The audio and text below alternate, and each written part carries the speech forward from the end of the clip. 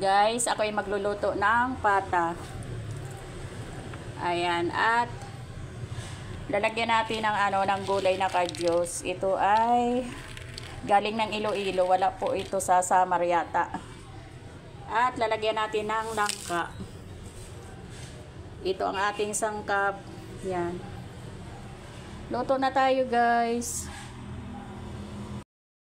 Ayan, papakuluan na natin. Ayan na, malapit na po siyang kumulo. Alisin lang natin itong mga nakalutang. At hugasan ko rin yan mamaya ulit. Ayan, malinis na siya.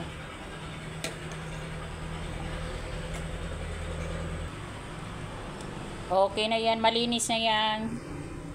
Ilipat lang natin sa i-pressure cooker ko po siya kasi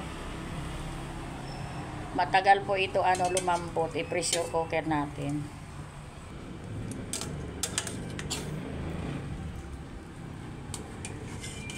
Ayan, guys, ang ganda ng karne, mabango siya.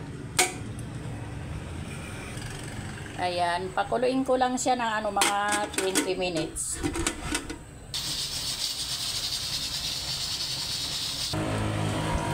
Ayan na, guys, malambot na yan. Ilagay na natin ang kadyos.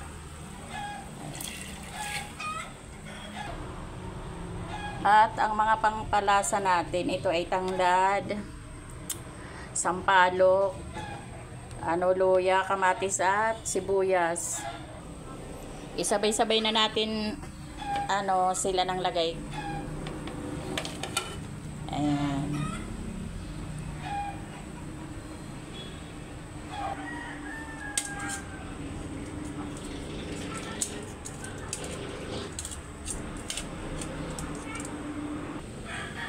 Maglagay tayo ng paminta, asin,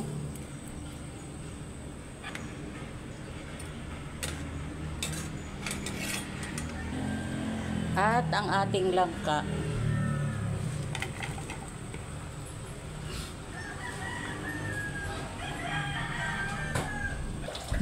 Maglalagay ako dito ng sampalok.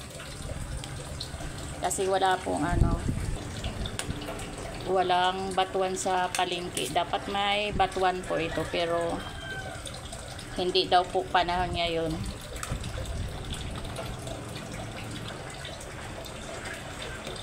Nasa sa inyo na yan, guys, kung ano panglasa ang gusto nyo idagdag.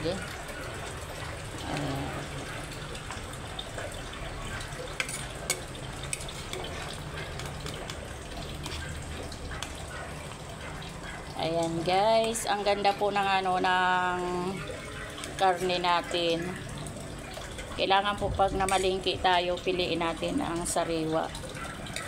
Kasi kahit masarap pa ang niluto natin kung hindi sariwa ang ating nabiling karne.